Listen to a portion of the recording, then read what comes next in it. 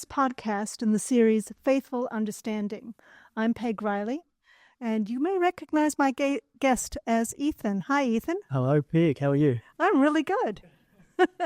Now, I've been in this parish for 3.5 years, and you have been here all this time. And I'm embarrassed to say I've never asked you how you got to be here. I've heard from others, but I want to hear from you. How did you get to be here? Yeah, quite a journey. So I guess it started in high school, in my last year of high school. I didn't really know what I wanted to do after high school. And so I was good at music. I was the arts leader of our school. And I thought, well, I may as well try music at university. So I applied for a scholarship for UC in music composition. And I thought, this is going to be great. I'm going to be like a film composer. I have no formal music training. I just have an ear for music. So, but I applied for the scholarship. I sent through some compositions and I got it. And so I Congratulations. thought, oh, thank you. So I thought, this is obviously what I'm supposed to be doing. Got to university, and in the first week, in the first lesson, they had covered everything that I knew. And I was like, oh, I'm in trouble. And so every week was just like a new concept, a new idea, music theory and scales and all these things. I had no idea what they were about. And I got about halfway through my year and I was like, you know what, I'm probably not going to be a film composer. So I had to do some reflection. I thought, okay, well, if I continue down this road, I can probably only be a music teacher, and I don't really want to do that. So I decided to drop out, and I went back to Greymouth to try to figure out, okay, well, what am I doing? And then talked to my vicar over there, and they said that they really felt as though God wanted me to be in Christchurch. So came over to Christchurch, didn't have a job, not a lot of money in the bank, and so it was a real test of faith, applying for jobs and like not hearing back or getting declined for like months. Yeah, and I got down to my last $20 and it had to last me a whole week of food. Had no idea how I was going to pay rent at the end of the week. And I saw this job for a youth leader on Trade Me for this parish.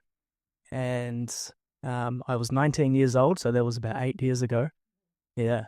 And so I applied for it. I was like, look, I'm looking for anything, you know. And I met with Nick. Yep. And he had been in his role for about a year. And he decided to give me a shot. And so I started attending this parish, and I guess, yeah, the rest is sort of history. Good instinct. Yeah, yeah. So in being here, you're obviously not the youth leader now. I've noticed that. What's your journey here? Yeah, so, my journey in the church has been interesting. So I started as a youth leader. We had a few young people, and so I worked with them and got a number of them confirmed or helped in that process. And then at the time there was a cleaner who'd stepped down from that position, and so I started as a cleaner here as well. So I was the youth leader and I was the cleaner because I was just trying to find work anywhere I could, you know. And so I did that for a number of years. And then I wasn't doing the best job at cleaning. People in the parish could probably tell you that. It's not really my calling. I do my best. I've seen your house. Yeah. I do my best, but no, it definitely wasn't the position for me. And so I let that position go.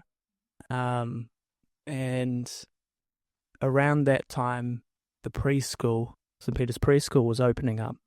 And I had popped in there because I asked me to go and do music for the kids. And they said that they were kind of looking to see if I was good with the children, because they were looking for relievers. And so I let go of the cleaning job. And then they offered me a relieving role at the preschool. And so I became a part-time preschool teacher. And that's 5 years ago. Yeah, about 5 years ago. Yeah. Yep. And I did that job, and then COVID hit. And I was involved with the music group at the time, and so that was being led by a previous curate. And by the time sort of COVID came around, he had handed that role of leading the group on to me, because he moved on to a different parish. And so I was also involved in running the music group. So I was doing the youth work, the music group, and part-time at the preschool. And when COVID happened, obviously we couldn't really meet as youth anymore. And we couldn't practice as a music group. And the preschool stuff, I was still able to continue working there because they need preschools open for essential workers to send their kids to preschool. So I was able to continue the preschool stuff, which was great. But over COVID, I talked to Nick, and I said to him, we could probably do like a live stream of church service. Like I could set up a YouTube account for the church, and like it would be a real budget. It'd just be on my phone, but like we could make it work. And I was sort of like, a little bit of church is better than no church at all, you know. So we gave it a go. So we were in our individual bubbles. He was at one end of the room with Rosemary, and they were leading the service, and then I was all the way at the other end with a guitar, managing the recording and playing guitar for the songs and stuff like that. And so, yeah, we did that through all of lockdown. Is that why you were still in the parish hall? Yeah. Yeah. Yeah, right. yeah. So we were still in the parish hall. So the church hadn't been rebuilt yet. And yeah, we did that through lockdown. And yeah, it was sort of when we started to move into the traffic light system. I think that was around the time where the church was reopened. Is that right? Does that sound right? You still had another year Okay. of that, Yeah. and did you keep the, I think we... keep some of them going? I think we continued to record because not everyone could attend. Exactly, yeah. And so, yeah, I just kept doing it with my phone, and so that was cool. And we were just doing that just to keep church going, keep the community going, and yeah, and then because when the church did open, it was actually still in the traffic light, and they couldn't have more than. So on that particular day, there was the Archbishop and these very big, that's right, grand people, but not many of us parishioners. Yeah, that's right. I remember that. Because we had to be distanced. Yeah, we did. Yeah, and so, yeah, during that time we were able to, when the church was being reopened, we got the music group back together, but of course a lot of the young people had disappeared and everyone in the youth group had grown up. And so my youth role kind of went away, and my role turned into the more tech side of things, putting church online for those that couldn't come in person. And somewhere in that you moved closer to the church, didn't you? When did you get the... Yeah, so I've been living next door to the church for about 5 years now. About the time of the preschool. Yeah, about the time of the preschool. Yeah. Because you got the grand role of verger. I did. Yeah, that's right.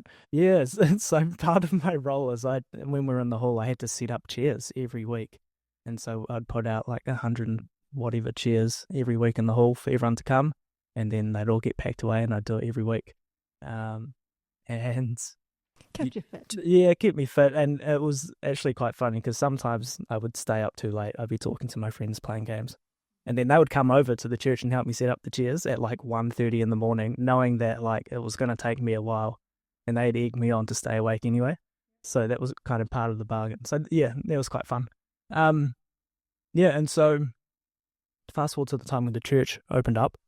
The music group was back, but we had lost a lot of who was there. And yeah, it was COVID hit at a really awkward time because it was right as that handing on of the baton was happening from the previous leader of that music group to me, and then COVID happened, and so it was kind of like I would email people, and they're sort of like, "Who's like this new guy?" And so, but we were able to be a part of the reopening of the church, the music group. That was great. And so, yeah, we just sort of keep ticking on being in and out of isolation in terms of like traffic light system, recording where we could. And then when things opened back up again, there was still a desire for particularly the older people to continue to watch online because they didn't feel comfortable coming back in person. And so it turned from a job of like, I guess, necessity for the church into kind of like a ministry for those that needed the extra support. And so, yeah, my youth role completely disappeared. And that became my role of providing the live stream for people. And yeah, it's been a really fun ministry to be able to do that because through that, I've had to learn how to operate cameras, and I don't even know how to live stream properly. And so I've been learning all these things. And that's helped the church so we can do things like record weddings or record funerals or record concerts through that process of learning how to do all this stuff. So, yeah. That's very cool. Yeah. And I've praised the ministry of the digital ministry in this parish everywhere I can go because I think it's an essential one. And out of what other components in that digital ministry other than live streaming do you have? So 2 years ago now, I put an idea towards Nick of, hey, our live stream isn't staying consistent, it's actually growing.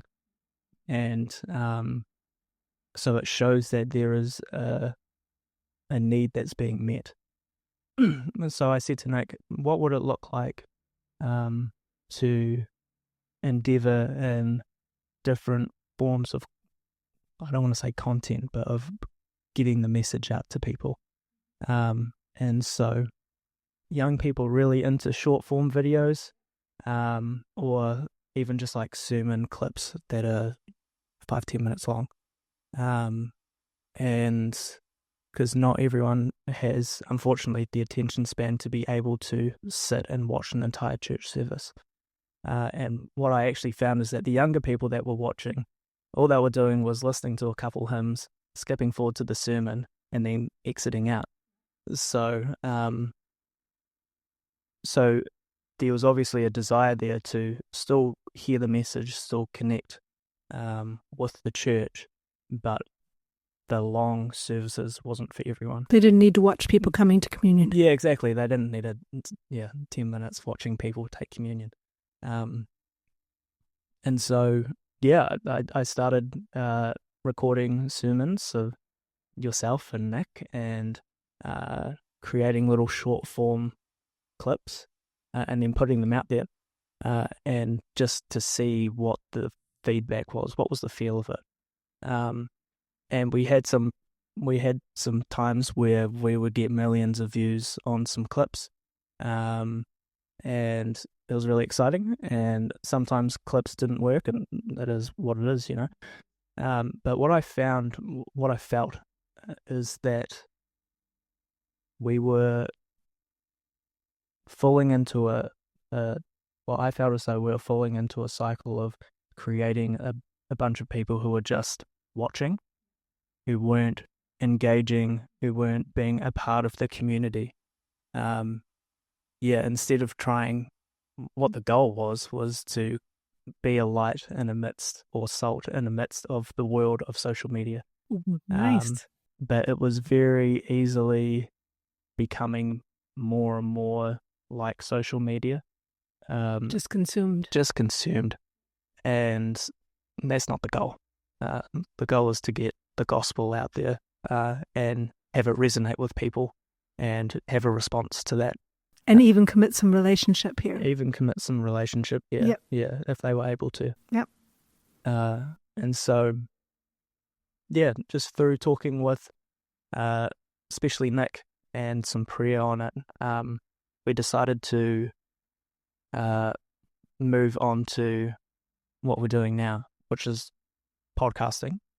And the idea of this is that we get people in with different stories who share their story. We investigate some things that might be a bit confusing for especially new Christians. They might read something in the Bible and be like, man, what does this mean? Like, this doesn't sound right. And so pretty much trying to create a way, a community feel for the digital ministry.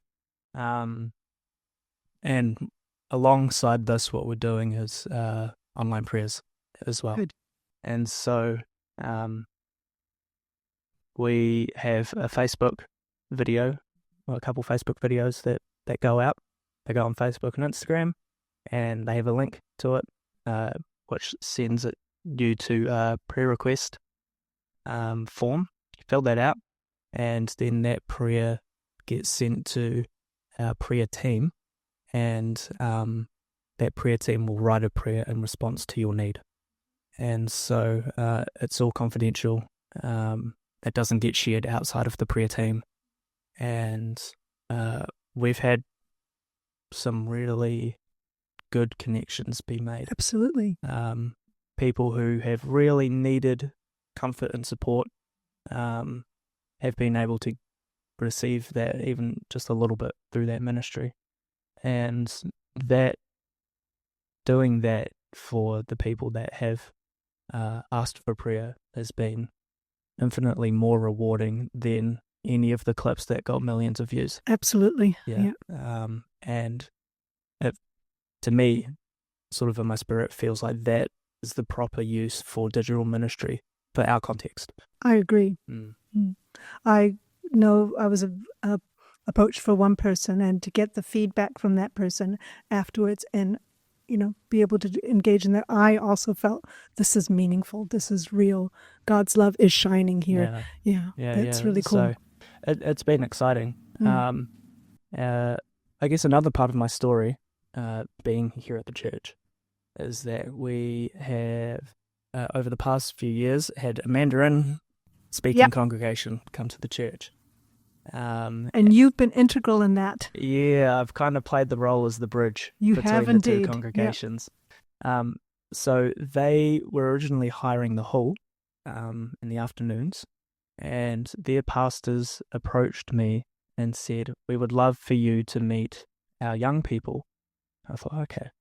And so I went along to their services, and they're very kind, and got to know the young people. And a couple of months after going to that service, their, I guess you would call their youth young adults teacher was moving.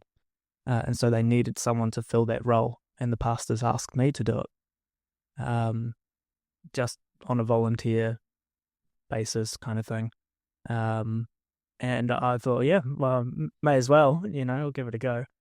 And so I've been doing that now for 3-4 years, and really growing closer to the young people in that group, and I've also helped them with their music. I've played guitar for them on a Sunday, and and done all sorts of stuff. Been involved in their Christmas nativity plays, and led the youth in dancing, which is so much fun. All sorts of stuff. Yeah. So it's been really good. And we've helped establish a Connect group, which is pretty much just like a youth group. And we meet on Monday nights, and we go over a video series, and then we have discussion about it. So I don't do youth work as a job now, but I definitely as a part of my ministry. youth and young adult work. And yeah, we're going on our first camp together, and that's happening Real soon. real soon. Yeah. Yeah. So I've been doing a lot of organizing for that. But yeah, I felt as though God has really just placed me in this role to be able to, I guess, have I think there's a form of courage going into a church service week after week, not understanding anything because it's all spoken in Mandarin, and then still feeling comfortable in that setting. I think I've seen it. I've seen people attend things where it's not their culture and it's not their language, and it makes them quite insecure and uncomfortable. And yeah, so I'm very grateful that God has allowed me to be able to be in that context, because I think the fruits of that, especially over 2024, have shown, and it's been fun. Like it's a fun ministry to be a part of. So yeah. Well, and it's benefited the English-speaking congregation too, because we now have that new service. Yeah, so we got 10:45 service. Yeah. And a part of a vision, me and one of the leaders of that Connect group, we've been talking about the younger people having an English service that they can attend. Not that the Mandarin speaking service is bad or anything like that, but they actually have told me that they kind of struggle to fully understand that service because they grew up in New Zealand. You know, they're second generation immigrants. And so English feels more comfortable for them than Mandarin. And so 10:45, I thought, okay, we're starting this new service. What would it look like if these younger guys came and owned that service, you know, and really made it a place where they feel like they're being spiritually fed, and it's a place that they feel as though they can commune together and have fellowship together. And so towards the back end of 2024, we were sort of doing once a month trials with them coming along. And this year, 2025, we're really going to make a push to have that be a more consistent thing that they come to. And everyone in that Connect group is on the same page about that, which is great. And so part of my role now is facilitating that, and selecting the music and sort of picking a roster for the service, and having moved the music group from the old format into this format has been really important. Yeah, so with our old musicians, amazing musicians, really, really good. And they are talented classical musicians. And so it's been a really interesting journey to try get classical musicians to transfer over to a newer style of worship music, and then have these young people who have absolutely no formal training at all work with these talented classical musicians. Has been really fun to see because they help each other out. And so but what I will say is that if you're a music company and you need to write more sheet music for for modern contemporary songs, or even hymns done in a contemporary setting, because it's very difficult to find that music. But yeah, I mean, everyone's heart's in the right space, and I think that's what's important. And so everyone's leaning on God to make this happen. And you might have to do some compositions. I might have to do some compositions. It's when I look back at my journey, it's kind of amazing that I got that year in composition to kind of learn a little bit of music, enough to allow me to now lead the music group, and build that bridge between the classical and the untrained musicians. And yeah, so it's been cool. That's very cool. It's very cool. Yeah. I guess now in my journey, I have felt a calling for theological training.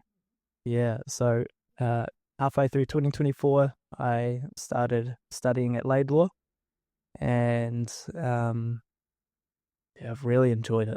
Really, really enjoyed it. I don't know what I'm gonna do after I get the degree because it's 3 years, so I've got some time. Um, but I sort of thought, well, if I'm taking my faith seriously, I should probably know a bit more about it in terms of the theological work. So that was kind of my motivation for getting into that. And yeah, it's been really good, you know. Actually, that's also going to help you with some of these too. The Faithful Understanding Yeah, for sure. podcast. Yeah, definitely. Yeah, and even just my week to week teaching on a Sunday of this youth young adults group, it's really helped me just have a broader context of things. Be able to talk a little bit more about the history of stuff, and it helps cement the Christian faith a wee bit more. You know, it takes it from being a little bit airy-fairy to being like, yeah, like this is like historically accurate, and we have these manuscripts, and we've got thousands of years of, you know, of tradition and human understanding. human understanding, and keeps evolving. Absolutely. And so, yeah, I think for me personally, it's opened me up to view my faith in with a much wider lens, I guess. Cool. Yeah. Mm-hmm. So, opening your faith up to a much wider lens, what was your childhood like in the church? Yeah, so I pretty much grew up in the Anglican Church. I went to Holy Trinity Church in Greymouth and was there for my whole childhood and teenage life. And yeah, I have memories of having little packs as a child and going to the back of the church and sort of hiding underneath the pews and reading David and Goliath and eating the raisins that they put in there and stuff like that. So that was cool. And then also we had a group called Oasis, which was just for the kids, and we would dance and sing, and they would run groups and crafts. So it was like a Sunday school. And then when I became a teenager, I got involved in the worship team, and so I'd play guitar. And all along this journey, actually, one of my best mates, he grew up in the church with me as well, and he was with me underneath the pews, reading David and Goliath, and he was with me in Oasis, and he became the drummer of the worship team. So we've been mates in the church our whole lives as well. So the church has definitely been a place of security for me because it was just a place I went to every week. And yeah, it's also been a place that still helps me and my family today. So yeah, it's really, really cool. Is your friend still in Christchurch, or is he in? He's in Nelson. He's a builder in Nelson. Right. Yeah. Cool. So yeah, we still catch up. Good. Yeah. Good. Yeah. So, who helped you form your faith?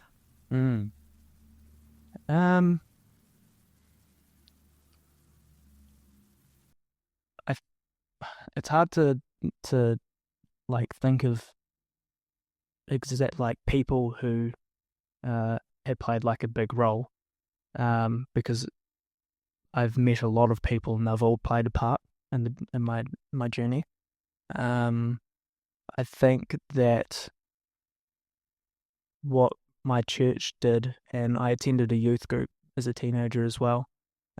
People from Greymouth might know the Shed, and so I went there and was also a part of the music team there, and so sort of that youth group and just being consistent and growing up in the church and just being around it, kind of soaking it in as you grow up, I think that has given me a really good foundation.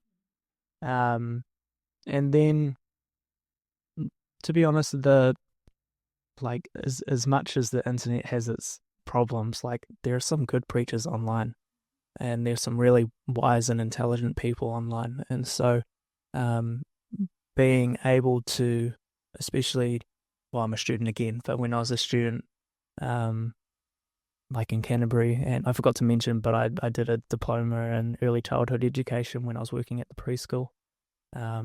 So students have a bit of free time. And so during that free time, I would just listen to different people's perspectives and all sorts of topics. And in the last couple of years, I've really just narrowed that down to just Christian ideas, because I sort of realized that, the Christian faith has everything that a person will need in their life. And so, yeah, there's all sorts of things that I've been able to listen to, all sorts of people I've been able to listen to. I think also playing a role in leadership positions, especially when I did not feel competent to do so. So being 19 and being in charge of youth that are 17, 18 years old, and I'm supposed to be teaching them. And like at 19, it's sort of like, I didn't have a great wealth of knowledge. I had just been a part of a youth group before. And so just taking a step of faith and being like, well, okay, God, you've put me in this position. Like, let's see how this goes. And same with the music group. So did you study the week before the things you were going to teach? 100%. Yeah, I was only half a step ahead of the people that I was teaching. Yeah, I know that one. And so, yeah, and even with the music group, I did that 1 year at uni, but I didn't grow up with training in theory and stuff like that. And so when I came in and I was to lead these classical musicians they just know their stuff, I'm kind of like, okay, well, that's not my area of expertise. I'm kind of good at just listening to music, and then, because that's how I learned, I would just listen and then copy and play.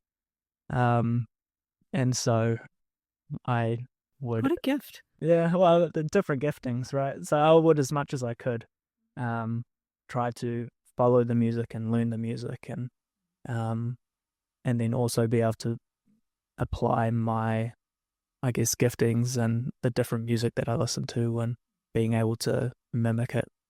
And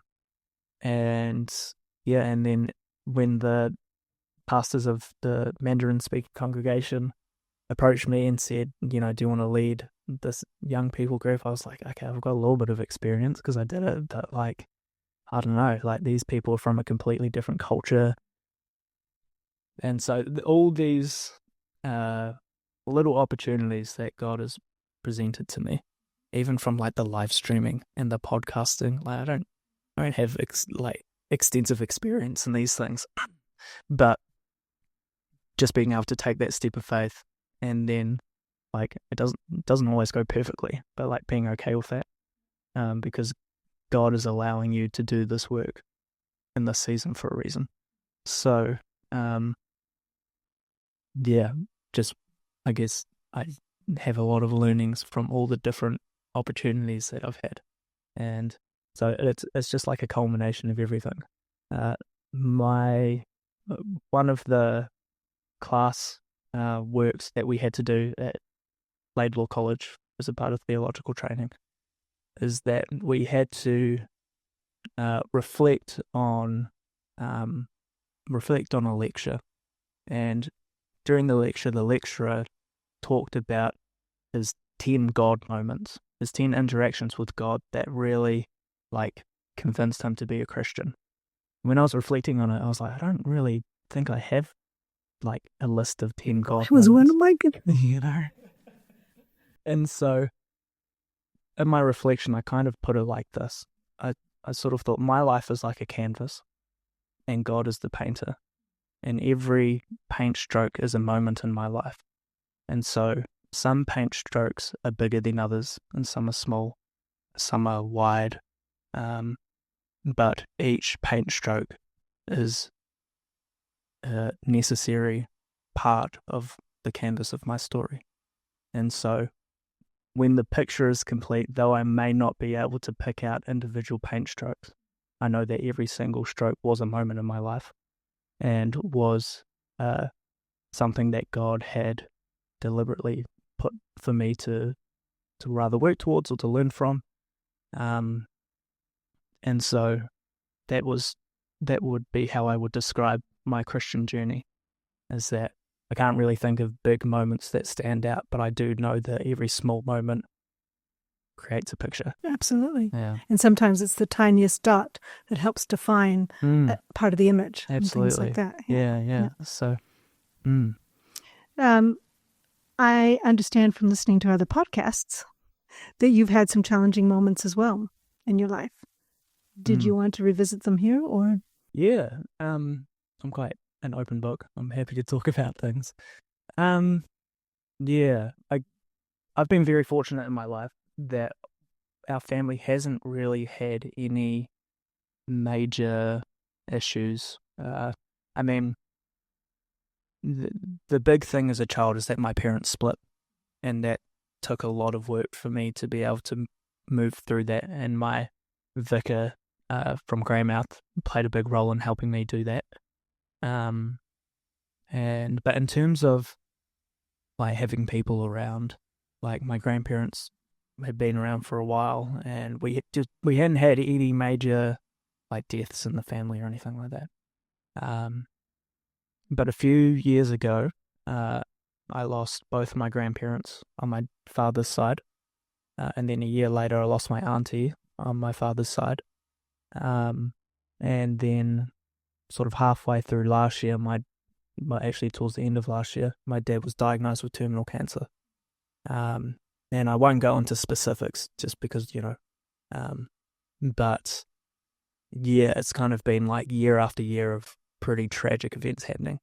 And then very, very recently as well, my granddad on my mum's side had like a mini stroke, and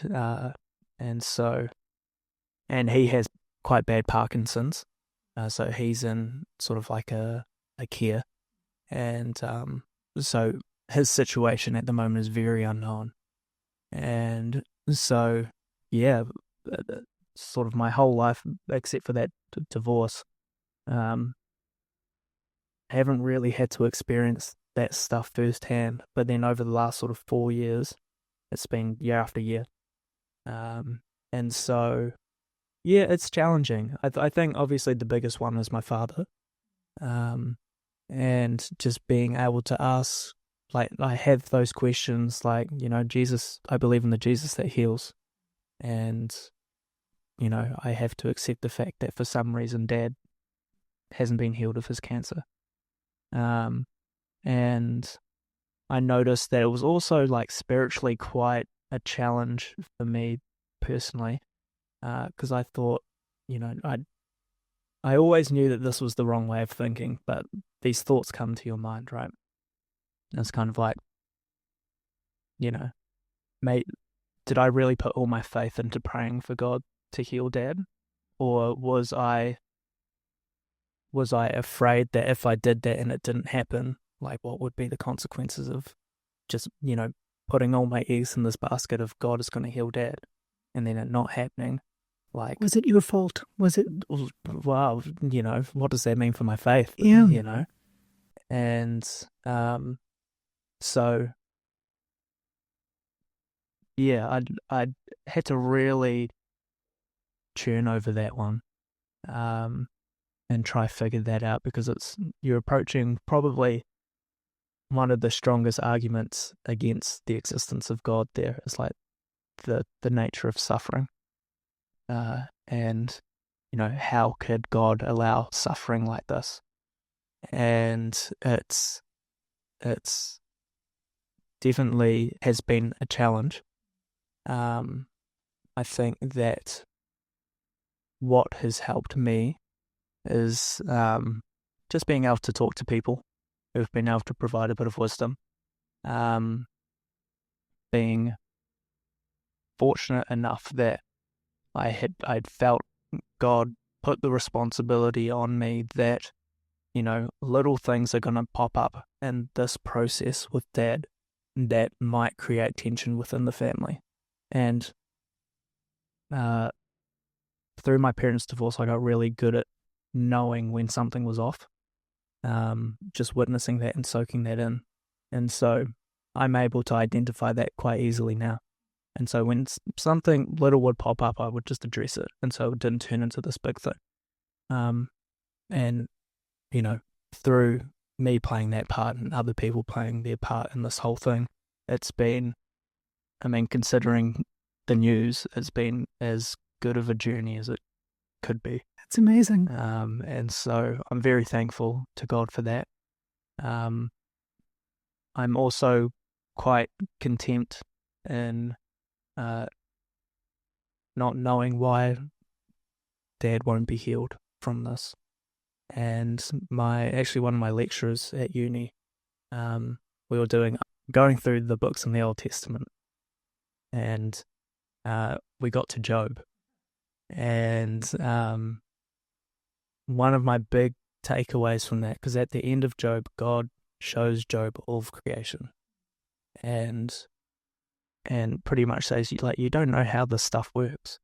You know, you don't know how any of this works. And so it's sort of like, if you can't understand how the physical world that we can see works, like, how are you going to understand how I navigate the moral world, or the rights and wrongs, the fears and unfears? You know, all you can do is trust that I am doing this right, you know. And so I think that's part of the journey of faith, is like, you have to be willing to be like, okay, like, I notice in the world there are things that are not as they should be, and sometimes these things seem to have no cause at all, they just happen. And so it's about saying, okay, I live in a fallen world, but I trust that God has a plan. I trust that God knows what he's doing, and that at the end, you know, for my dad, he's a Christian, and so he will be united with Christ, and he'll be as completed as he's ever been, or ever will be. And so, yeah, there's definitely comfort in that, and in knowing that. Through this journey, I've been thinking to myself, I'm like, man, like, how do people who don't have faith deal with this stuff? Like, I just wouldn't even know how to approach it. Like, would you just say, oh, you know, he got terminal cancer, tough luck? Like, that's just, you know, the world's random. It's all just random causes. Like, these things just happen. Sucks for you, kind of thing. Like, I don't know how you get past that, you know, because you have this idea of a gap. There's a gap. Like, things are not as they should be. And it's like, why? Why do we have that gap? And I think that that's also a great question to not entice people, that's the wrong word, but to get people looking into the Christian faith, because that's what the Christian faith addresses, is that there is this gap, you know. And so, yeah, I think, yeah, like, hanging on to scripture, also continuing and, like, my responsibilities helps, because I think if I just sort of sat around and did nothing, then, like, it's so easy to spiral that way. Not that I'm ignoring my feelings or anything like that, but just being okay to approach them as they come. And so, yeah, I think that's where I am at the moment in terms of family stuff. And yeah, I'm grateful that, you know, me and my family, we were able to go off on a holiday together and with Dad and spend that time together, and he was well enough to do that. And so, yeah, and he's also taking it really well.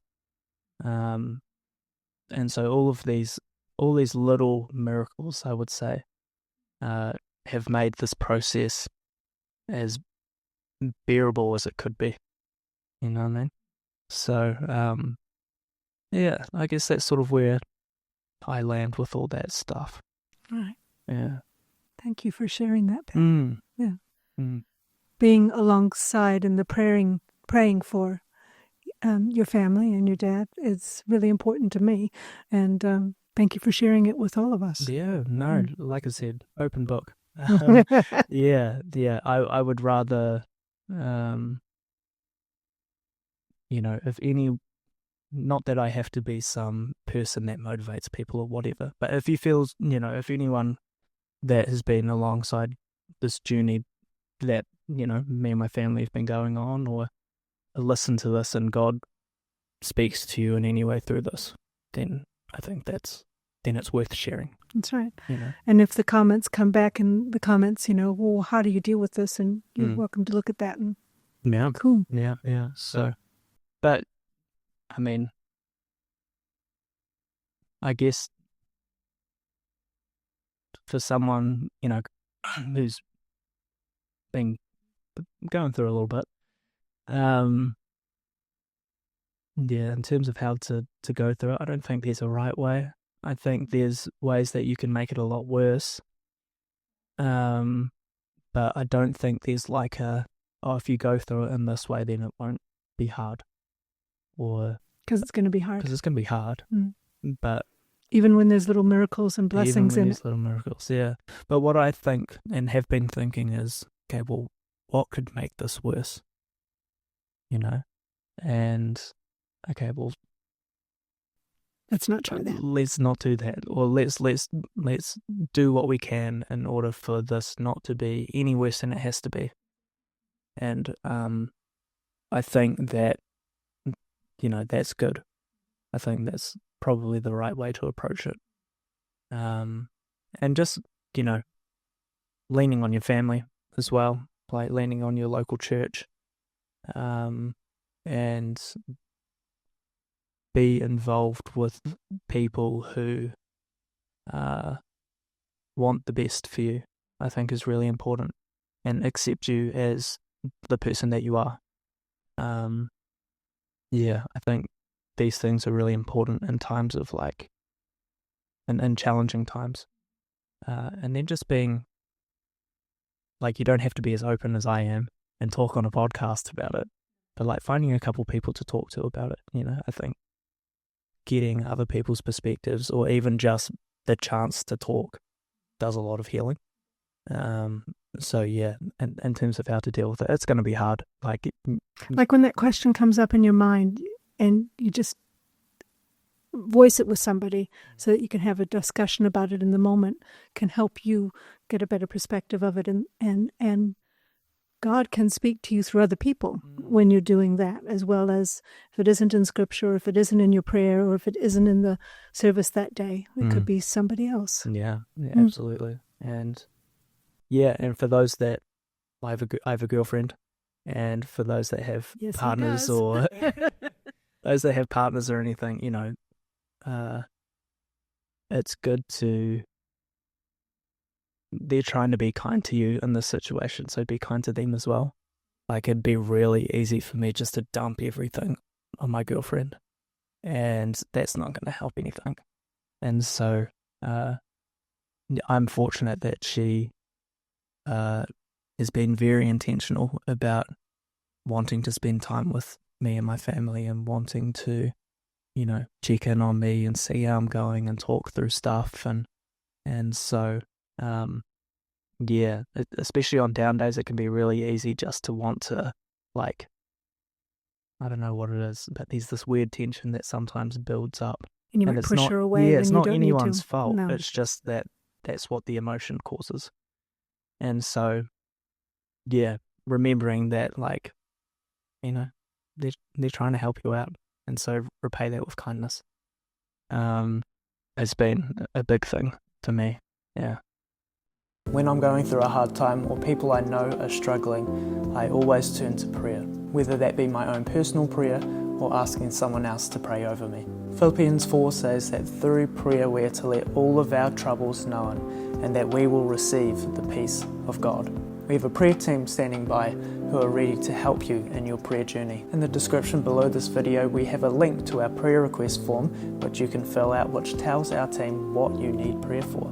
As prayer is a very personal experience, we keep all of this highly confidential, which means your prayer is only shared between you, the prayer team, and God. So if you need prayer, I highly encourage you, click the link in the description and fill out your prayer request form today.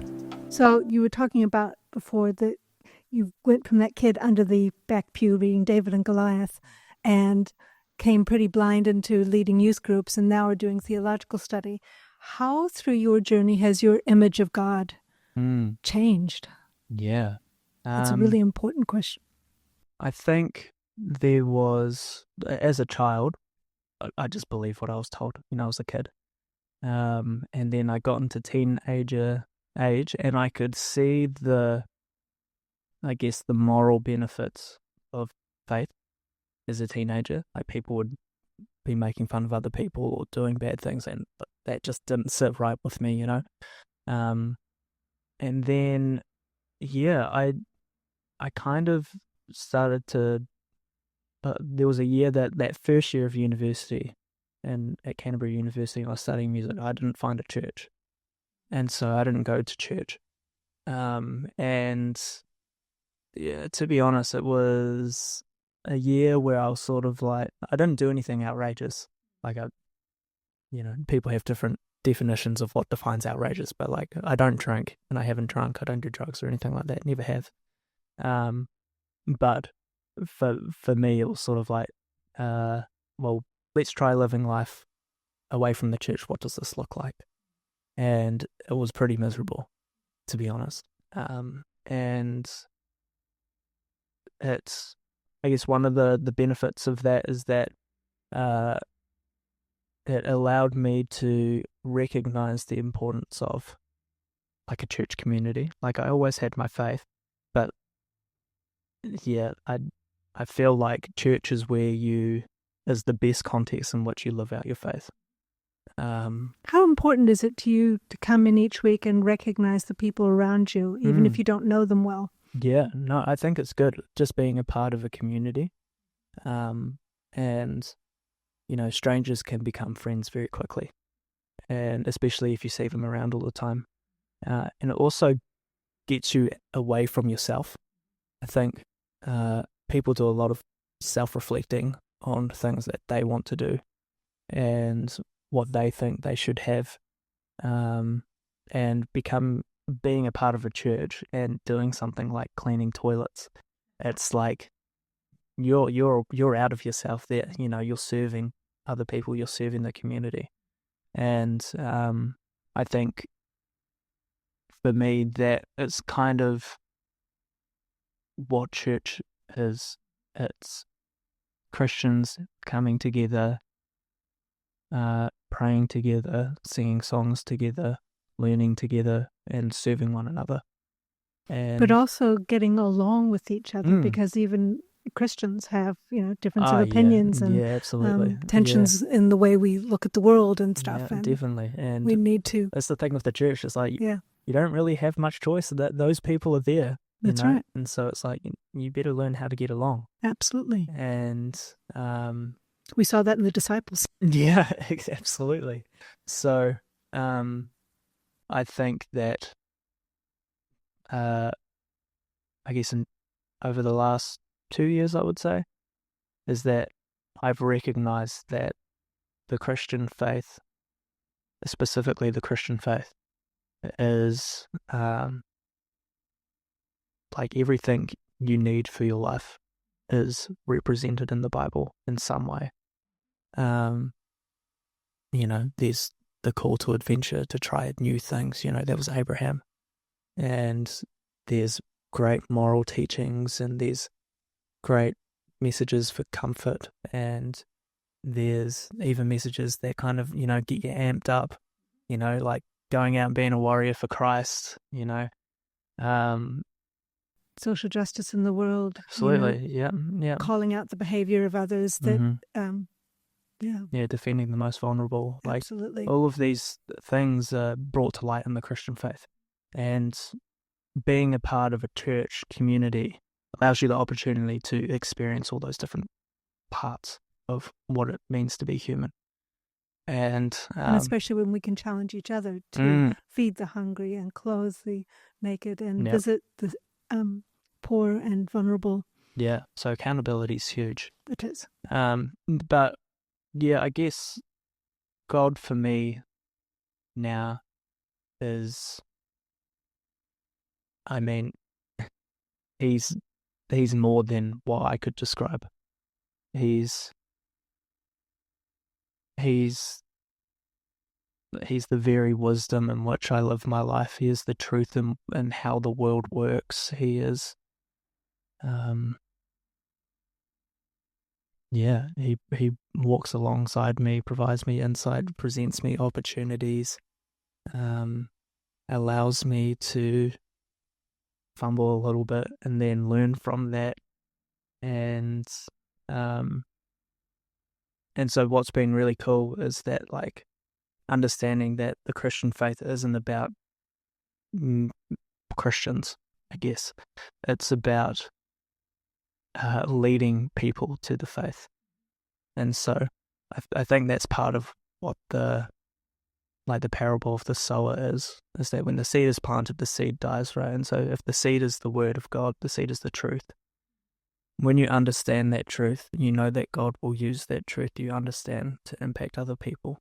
But you have to let that idea of God is going to use you, you have to let that idea die and just let God use you and not be so excited like, oh, God's going to use me to do like big, awesome, amazing things, because then you kind of get in the way, you know? So, yeah, so God for me is definitely is truth and comfort and adventure and understanding and suffering and everything that I experience. I feel as though God is with that in me, and my role is to now, as I understand more, as I experience more, as I learn more, is to help other people recognize that the world they live in is God's world, and the things we experience, they're from God, and all the patterns and the way we live our lives, you can see a lot of that through Scripture, and God addresses a lot of things, and a lot of struggles that people have in their lives, God addresses those things, and it's just, you know, the Bible can be hard for someone to approach because it's quite big and it's a little bit confusing, and but once you get a grasp on it, it's really just the thing that completes your life, like it is your life. And yeah, so I'm in a position where I don't really care about I don't really care about money. I don't really care about like if I'm the wisest person or the most talented person, or like I just don't really care. Like all I want to do is learn more about God, and then God uses me in whatever way He uses me. And I don't come to it being like, okay, I have to achieve this certain thing. Like I have to learn more about God so that I can do this. It's like God has His timing for things. And so I come expected for God to do His work. And I just try to get out of the way of that as much as I can. And keep watching each little brushstroke. Pretty much, yeah. That's very cool. Well, thank you, Ethan, for sharing your faith journey with me. It's been a pleasure. That's good. Maybe we can do this again sometime. Yeah, maybe. Cool. Okay. Cheers. Thanks.